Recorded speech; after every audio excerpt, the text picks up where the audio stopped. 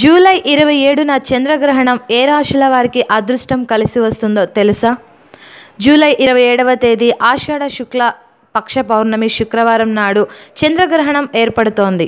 సంపూర్ణ చంద్రగ్రహణంగా ఏర్పడబోతున్న ఈ గ్రహణం ఏ రాశుల వారికి ఏ విధంగా ఉండబోతుందో ఒక్కసారి పరిశీలిద్దాం.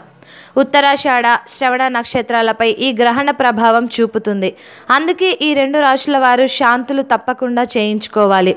ఇక కొన్ని రాశుల వారికి ఈ చంద్రగ్రహణం ఎంతో లాభం చేకూరుస్తుందంటే మేషరాశి వారికి పదోన్నతి కలుగుతుంది.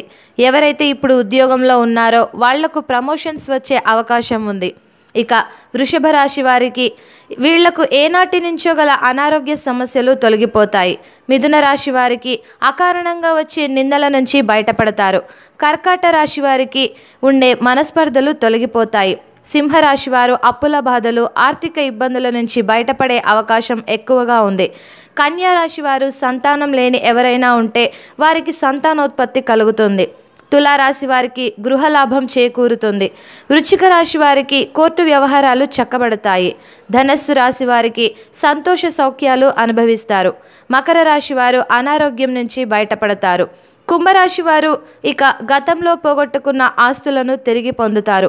మీనరాశి వారిలో ఎవరికైనా అన్నదమ్ములతో కానీ అక్క చెల్లెళ్లతో కానీ వైరాలుంటే సమసిపోతాయి.